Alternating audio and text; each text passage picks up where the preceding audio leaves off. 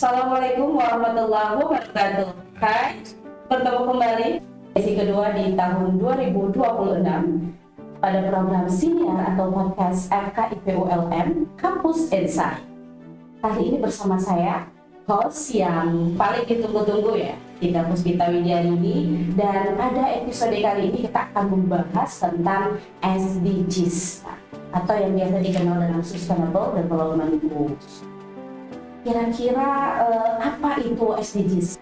Makhluk apa itu gitu? Apakah itu sebuah makanan atau apa? Nah, kali ini kita akan mengulik itu semuanya tentang SDGs, dan kita akan melihat apa hubungannya SDGs dengan kampus dan mahasiswa. Ayo kita obrolkan bersama. Sebelumnya, seperti biasa ya, kalau sama host yang ini wajib pantun dulu. Yang pertama, pagi cerah mentari bersinar. Cakep. Mantap. Angin sejuk menyapa kampus tercinta. Selamat datang di podcast FKIPULM Kampus Siniar yang selalu berbagi informasi pendidikan bermakna untuk kita semua. Satu lagi masih kurang. Ke kebun raya melihat bunga. Cakepnya mana? Cakep. Halusnya semerbak menenangkan jiwa. Mengupas SDGs hari ini dengan penuh makna bersama dengan para narasumber kita yang luar biasa. Nah, teman-teman kampus ini ya, hari ini saya tidak sendiri ya. Hari ini kita akan kedatangan para narasumber yang luar biasa. Yang pertama, hari ini ya, bintang tamu kali ini itu adalah salah satu perempuan hebat di Universitas Lambung Mangkurat. Ini lagi five-nya dari LHK ya, 21 April. Dia adalah Ketua Tim Reputasi dan Sustainable Universitas Lambung Mangkurat, yaitu Dr. Mutiani MPD. Hai semuanya. Alhamdulillah Saya baik. panggil Ibu Tia aja ya. Yuk.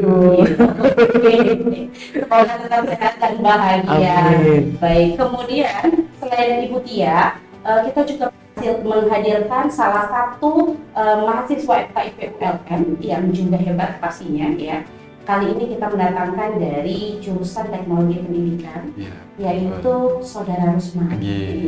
Jadi Saudara Rusman ini adalah mahasiswa dari jurusan Teknologi Pendidikan FKIPULM. Beliau juga adalah Ketua Himpunan Mahasiswa Tekpen, sekaligus pernah menjadi runner-up Duta FKIPULM tahun 2024. Apa kabar, Saudara? Alhamdulillah baik Ibu.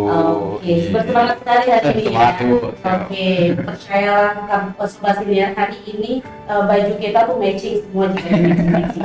Oke, baik, sebelum kita berbincang-bincang tentang apa SDGs, kita simak dulu ya. Apa kata mahasiswa soal istilah SDGs berikut ini? Kamu tahu nggak tentang SDGs?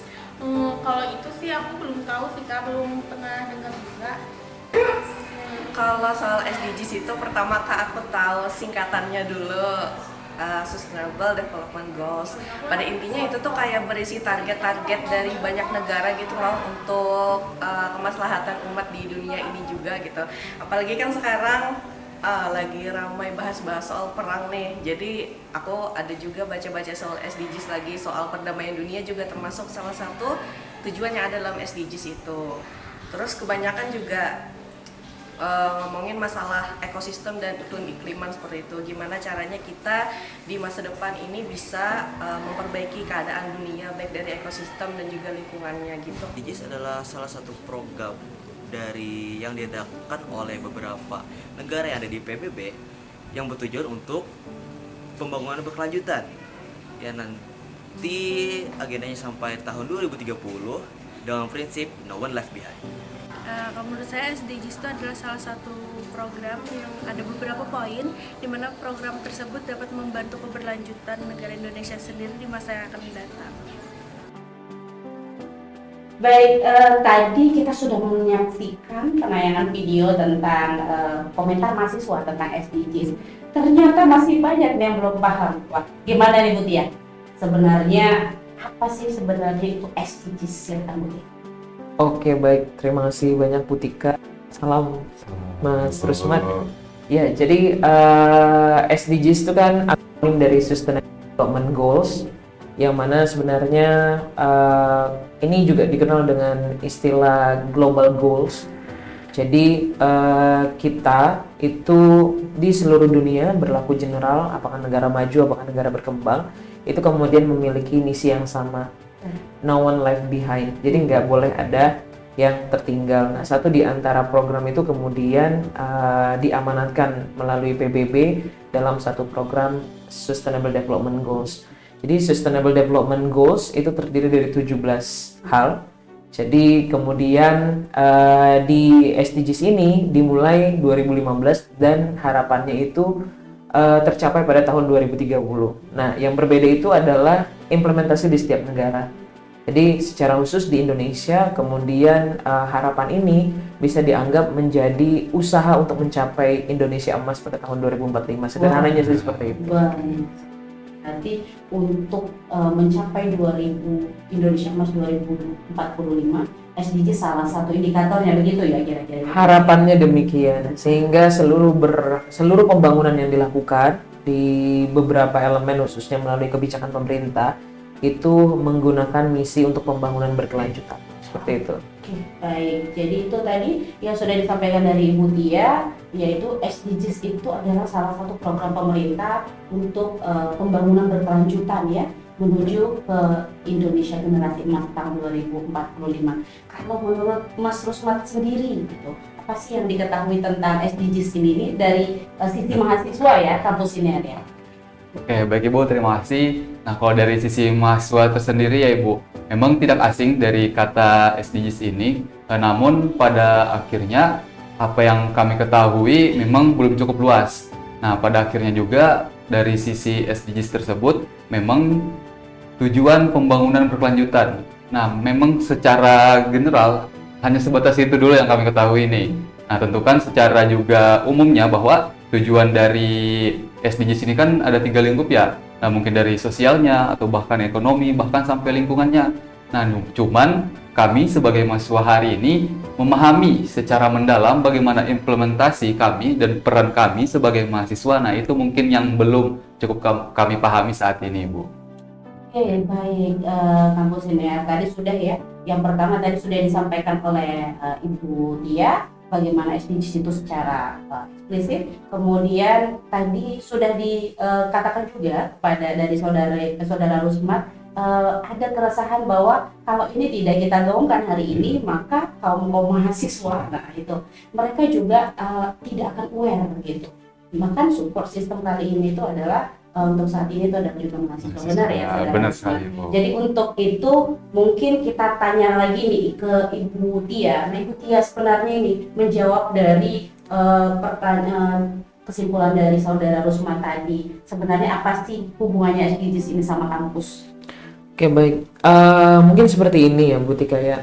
Selama ini kalau kita menyampaikan Sustainable Development Goals, itu yang paling muncul itu di dalam pikiran ada lingkungan gitu. Padahal strengthen-nya itu nggak cuma lingkungan sih. Jadi tadi sudah disampaikan ada unsur sosial, bahkan kemudian ada unsur sosial seperti kesetaraan gender, kemudian no poverty, tidak ada kemiskinan. Nah, kemudian juga ada unsur pendidikan berkualitas, itu juga unsur bagian dari pembangunan berkelanjutan. Nah, mungkin sebenarnya secara eksplisit memang selama ini pemahaman itu dianggap yang saya sampaikan tadi secara parsial, jadi terpisah satu sama lain. Jadi kalau misalnya, oh saya mahasiswa berkegiatan tentang lingkungan, maka ini adalah SDGs. Nah, sebenarnya enggak. Apalagi kalau misalnya di FKIP ya, kita di Fakultas Keguruan dan Ilmu Pendidikan ini kan gaungnya pendidikan. Ya, nah, sebenarnya di seluruh elemen yang ada sivitas akademika di FKIP itu sebenarnya sudah sangat menunjang untuk adanya pembangunan berkelanjutan, khususnya adalah di unsur pendidikan berkualitas. Makanya satu apresiasi yang luar biasa pada FKIP bahwa FKIP itu sudah melakukan dobrakan untuk pendidikan berkualitas, dan saya rasa ini adalah satu pernyataan yang sangat eksplisit bagaimana FKIP itu mampu menjamin pendidikan berkualitas di FKIP dengan menggolkan 9 akreditasi internasional untuk program studinya. Nah, jadi seperti itu. Berarti tadi begitu ya, saudara Rusman juga dan para sobat kampus ini ya. pernyataan dari Ibu Tia mengenai SDGs, bukan hanya sebagai lingkungan aja, bukan dilihat dari aspek lingkungan, tapi luas lebih daripada itu. Apalagi tadi sudah dinyatakan oleh Ibu Mutia bahwasanya ini lebih ke perspektif pendidikan yang berkualitas, benar ya Bu Mutia? Iya, satu di antara upaya kita di FKIP dan untuk mahasiswa FKIP. Seperti itu. Kira-kira kalau sudah yang seperti itu dan itu diimplementasikan di FKIP ULN, apakah itu akan menjadi beban bagi kita terhadap SDGs ini, atau sebenarnya yang tadi sudah dikemukakan salah satunya ada keuntungan, nah gitu, bagaimana? Oke, baik. Kalau beban saya rasa itu terlalu skeptis ya. Cara berpikir kan kalau kita berpikir untuk generasi emas itu kan kita harus berpikir optimis seperti itu. Jadi keberadaan mahasiswa sebagai agen of change itu tentunya sangat luar biasa untuk membantu kita mencapai seluruh pembangunan berkualitas, pembangunan berkelanjutan. Jadi tidak hanya di unsur pendidikan, di unsur lingkungan, tetapi juga di unsur ekonomi. Dan saya rasa di sini mungkin kita sama-sama mengajak mahasiswa untuk bersinergi, sehingga unsur kritik terhadap sosial yang dilakukan oleh mahasiswa selama ini terhadap satu kebijakan misalnya, nah itu sangat kita apresiasi. Tetapi juga mahasiswa sebagai agen of change juga memiliki peran strategis dan krusial untuk menjadi pusat untuk pembangunan berkelanjutan itu sendiri. Jadi misalnya mungkin kita bisa sama-sama berkolaborasi dengan mahasiswa. Misalnya kita menggunakan ada agenda mingguan untuk kemudian yuk sama-sama kita menjaga ekosistem yang ada di FKIP dengan cara memilah sampah, misalnya seperti itu. Terus kemudian melalui unit kegiatan mahasiswa, FKIP Mengajar misalnya, melakukan pengabdian berapa titik yang mungkin aksesibilitas pendidikan yang berkualitas itu cukup kurang, tapi kita cukup memiliki sumber daya manusia yang mumpuni untuk menunjang tersebut, itu juga bisa diinisiasi oleh mahasiswa dan juga berkolaborasi dengan program studinya. Saya rasa seperti itu. Baik, tadi sudah disampaikan kembali bahkan luas yang sudah disampaikan oleh Ibu Tia bahwa bukan hanya tentang pendidikan saja, tapi ada juga sebenarnya peran dari mahasiswa itu sendiri terkait implementasi SDGs gitu. Benar. Nah, tadi sudah disampaikan juga banyak sekali organisasi-organisasi dan program-program yang di FKIP ULN itu bisa kita gunakan dan bisa kita jadikan sarana untuk implementasi dari SDGs itu sendiri. Kalau tadi dari Ibu Tia sudah menyampaikan seperti itu, bagaimana Saudara Rusmak menanggapi tentang SDGs? Oke, baik Ibu. Apa kira-kira sudah tercerahkan? Oke, dari penjelasan tadi, alhamdulillah ini cukup nangkap banyak ya. Bagaimana sebenarnya SDGs ini, bagaimana tujuan dari pembangunan yang berkelanjutan ini. Apalagi hari ini dari sisi mahasiswa, sepakat dengan apa kata Ibu hari ini bahwa mahasiswa hari ini merupakan aktor kunci bagaimana implementasi atau bahkan peran SDGs ini dalam lingkungan kampus. Karena di kampus pun kita bisa bilang bahwa mahasiswa merupakan termasuk warga utama di kampus tersebut. Nah, maka dari itu dari sisi mahasiswa tersendiri, ulun rasa bahwa kami di sini memang ada dua poin utama yang kami lakukan, yaitu dari sisi akademiknya atau bahkan dari sisi organisasinya. Nah, pada akhirnya bagaimana kami mengimplementasikan atau bagaimana memasukkan dari SDGs ini dalam keseharian kami, ya dari dua poin tadi. Pertama, dari poin nah tentu dari teori-teori atau bahkan mata kuliah yang kami dapatkan hari ini, kami rasa itu bisa disinergikan atau bahkan diselaraskan. Contohnya mungkin dari sisi output dari mata kuliah kami, mungkin bisa membuat media pembelajaran yang berkaitan dengan lingkungan, berkaitan dengan pemahaman bagaimana kesetaraan gender atau bahkan sosialnya. Nah, terus di organisasi sendiri. Nah, mungkin kalau di organisasi ini ada dua poin sebenarnya yang paling masuk ya, dari sisi lingkungan dan sisi sosialnya kalau dalam konteks organisasi menurut kami. Karena kan kalau dari sisi sosialnya, tentu kami sebagai mahasiswa yang organisasi ini tentu dari sisi berkomunikasi dengan orang lain, habis itu berkolaborasi, bahkan sesama organisasi lain, sama UKM lain, bahkan himpunan-himpunan lain. Nah, itu sangat banyak lah. Nah, juga dari sisi lingkungan. Nah, kemarin juga lu sempat di BEM ULM di tahun 2025. Nah, itu kami mengadakan program yaitu namanya pengabdian. Nah, pengabdian kemarin itu kan di Kota Baru. Nah, ulun rasa itu termasuk juga implementasi nih di salah satu di SDGs ini. Nah, tentu kami sebagai mahasiswa turut mendukung bagaimana kami mahasiswa hari ini untuk terus melanjutkan atau bahkan memberikan dampak yang positif, dampak yang baik, bagaimana mengimplementasikan SDGs ini di lingkungan kampus. Nah, mungkin harapan kami, karena keresahan saya ya pribadi tadi, bahwa dari segi pemahaman implementasi secara nyata di dunia kampus itu masih kurang. Mungkin Bapak Ibu dosen atau bahkan teman-teman yang lain mungkin bisa nih kita selaraskan sama-sama bagaimana sih tujuan sebenarnya SDGs ini di lingkungan kampus. Nah, mungkin setuju dan sepakat apa kata Ibu Tia tadi, bahwa forum diskusi mungkin seminggu sekali kita adakan mungkin antara mahasiswa dengan dosen-dosen khususnya di lingkungan FKIP sendiri. Mungkin seperti itu bagi ulun ya. Baik, saudara Usmat, luar biasa. Gimana nih Bu Tia? Kalau misalnya ini mahasiswa kita seperti ini semua pandangannya itu, gimana Bu Tia soal SDGs kira-kira? Wah, kita makin melesat ya. Kayaknya bukan lagi internasional ini, nah. Iya. Jadi sampai luar angkasa. Iya, karena kita memang butuh ya Bu Tia ya. Benar. Figur-figur mahasiswa yang begini nih. Ya. Benar. Oke. Iya. Jadi ngerasa muda saya. Iya.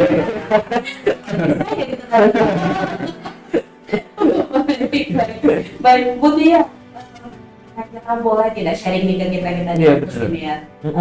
Pasti kira-kira program-program yang harus dilaksanakan kampus sendiri untuk menggambarkan implementasi SDGs itu, gitu. Dan khususnya nih di FKIP, Bu Tia, bagaimana sudah sejauh apa kira-kira Ibu Tia mengetahui ya kalau di FKIP ini sudah sejauh apa sih persiapan atau implementasi yang untuk mendukung SDGs? Silakan Ibu Tia. Oke, baik. Kalau menurut saya seperti ini, Bu Tika ya. Ini konkret ya. Kita ngomong, apakah pertanyaan ini apakah SDGs itu sudah terimplementasi? Jawabannya enggak. Karena tidak terdokumentasi. Iya. Sebenarnya gitu. Jadi kalau misalnya kita akan selalu berhadapan dengan klaim dan dokumen. Klaim dan dokumen. Jadi kalau klaim tanpa dokumen, maka saya akan menyampaikan di total overclaiming. Gitu. Jadi kalau menurut saya mulai saat ini SDGs ini kan bukan barang baru. Dari 1 dekade yang lalu udah ada. Cuman kemudian kenapa gaungnya sekarang itu cukup kencang di dunia, khususnya di level pendidikan tinggi, itu bagian indikator kinerja utama. Nah, jadi indikator kinerja utama khususnya IQ7 itu menyampaikan bahwa kita wajib berpartisipasi untuk pelaksanaan SDGs minimal 40% dari total kegiatan. Nah, ya. Jadi kalau misalnya apa yang harus dilakukan, maka bahwa yang paling sederhana adalah mengidentifikasi dari program studi itu sendiri. Gitu. Jadi khususnya FKIP.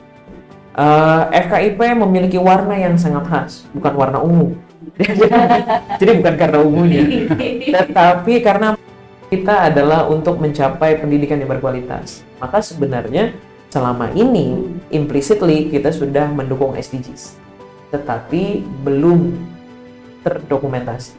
Nah, oleh karena itu mungkin kita bisa memulai dengan perencanaan kegiatan yang mana melibatkan sivitas akademika di level terendah, itu di program studi, sama-sama nih berkolaborasi untuk merancang satu kegiatan, mengimplementasikan dan mengevaluasi kegiatan tersebut, khususnya di pendidikan berkualitas SDGs 4 gitu. Nah, kemudian memberikan sosialisasi kepada mahasiswa. Jadi sosialisasi kepada mahasiswa itu tidak cuma untuk mahasiswa baru, tetapi juga merangkul himpunan mahasiswa seperti Mas Rusmat ini sebagai ketua himpunan mahasiswa. Jadi kita sama-sama berdialog. Jadi di level pengelola dan juga di level himpunan mahasiswa. Sehingga kita memiliki persepsi yang sama, visi yang sama. Karena kenapa? Setiap program studi, setiap fakultas, setiap universitas, kita tetap membawa misi keilmuan kita. Jadi jangan sampai misi keilmuan kita dengan kegiatan SDGs ini bertabrakan gitu. Tapi kan harus tetap bersinergi tanpa mengurangi idealisme mahasiswa itu sendiri gitu. Jadi, nah kemudian berikutnya dilakukan penganggaran yang jangan sampai kemudian mahasiswanya dipaksa nih kegiatan SDGs lah, dia tidak difasilitasi. Oke lah difasilitasi secara perizinan, tetapi kan dia tentunya perlu saluran pendanaan. Maka dianggarkanlah melalui RKKR dimiliki oleh program studi tersebut secara terbuka bisa disampaikan kepada mahasiswa. Ini loh hak kalian untuk mendukung SDGs. Kan kayak gitu ya. Jadi kan enak kan ya. Nah, kemudian yang paling terakhir adalah publikasi. Jadi, apa yang kita lakukan itu supaya bermakna, itu adalah mempublikasikannya. Nah, mempublikasikan ini bisa dengan berbagai macam media sosial, atau kemudian website yang dimiliki oleh program studi, bahkan kemudian membuat karya gitu, untuk menyampaikan bahwa memang kita berperan aktif di dalam SDGs itu sendiri. Karena sekali lagi, pembangunan berkelanjutan itu tidak akan pernah terasa jika dikerjakan sendiri, tetapi harus ada unsur kolaborasi di dalamnya.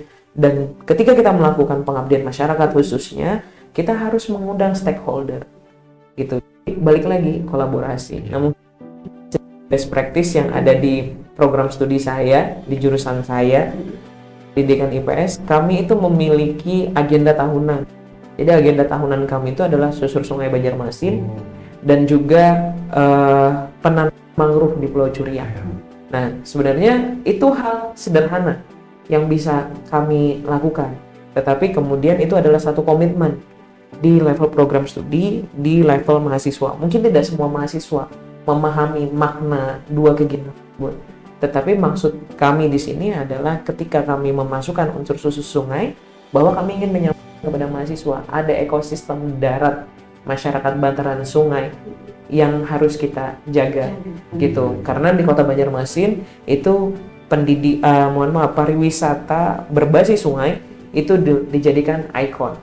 Tetapi seberapa berpengaruh pariwisata sungai terhadap lingkungan, itu diperlukan ada mahasiswa untuk memiliki pemahaman yang mendalam.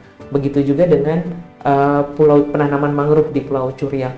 Kami sangat aktif bekerja sama dengan sahabat bekantan Indonesia, dalam hal ini Bu Dr. Rizky Amelia, untuk melakukan penanaman mangrove setiap tahunnya, hanya untuk membantu ekosistem yang ada di Pulau Curiak sehingga mencukupkan pakan untuk bekantan yang kemudian ada di sana.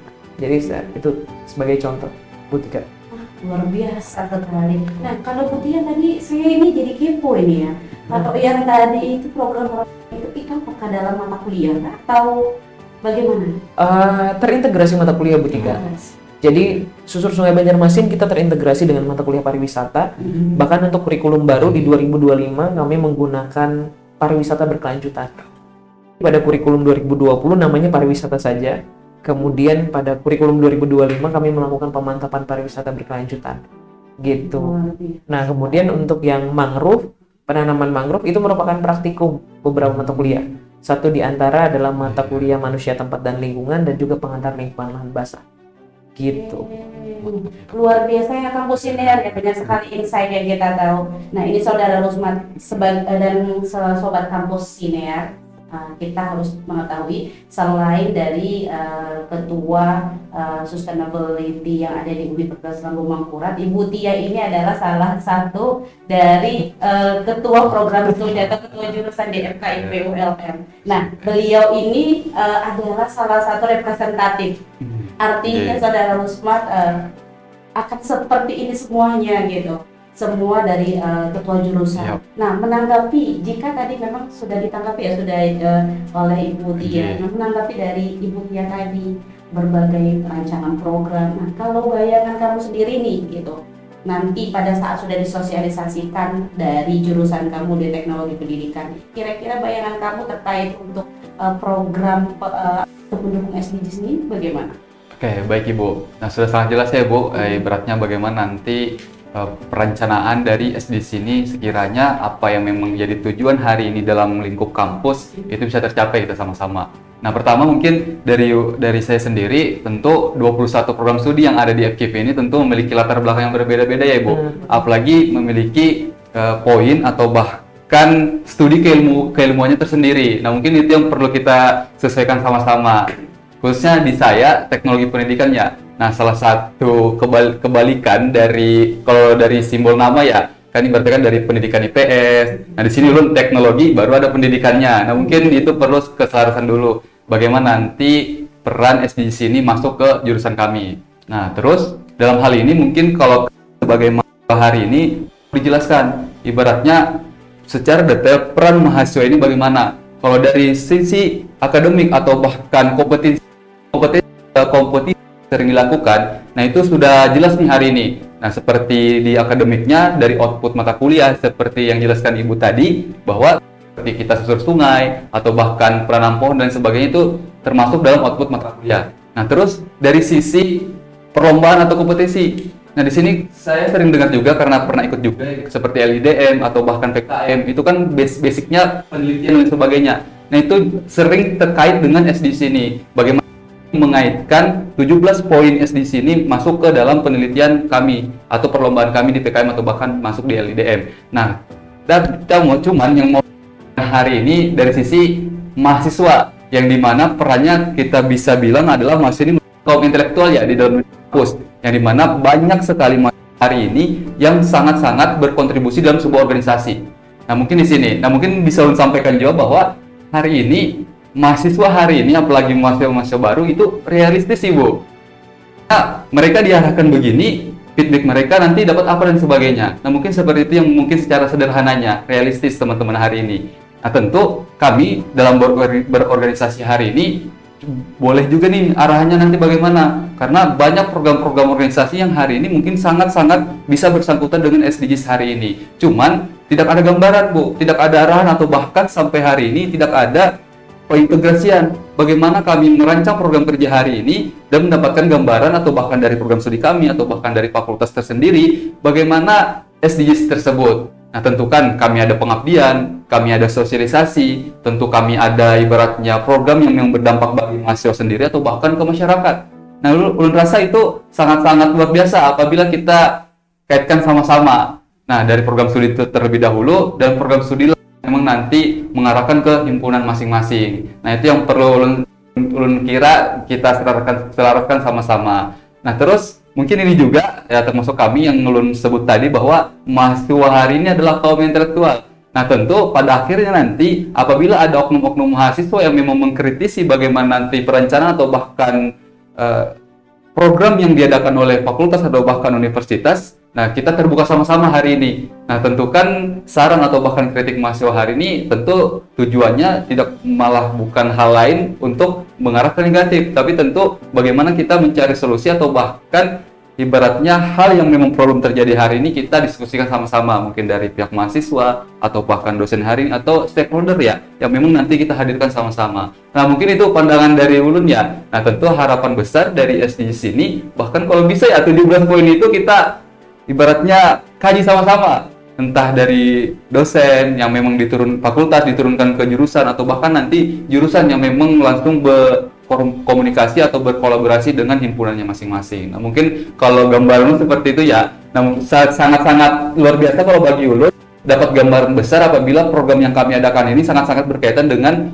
di organisasi kami sendiri, 21 himpunan yang ada di FKIP dan tentu juga mungkin di BEM FKIP-nya sendiri yang bisa kita kolaborasikan sama-sama dari sisi program yang memang nanti mau diadakan untuk implementasi atau mewujudkan tujuan dari SDGs ini. Mungkin seperti itu ya dari ulun, Bu.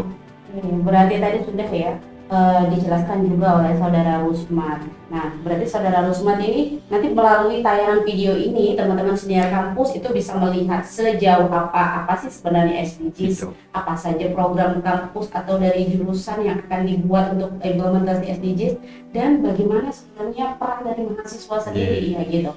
Nah, jadi untuk kali ini penayangan video kali ini di podcast kampus ini hari ini teman-teman kampus pasti banyak sekali mendapatkan insight tentang SDGs. Betul sekali. Nah, mungkin nanti kalau Ibu Tia bisa langsung ya di program studi masing-masing karena beliau juga ketua tim reputasi dan sustainability di BUMN.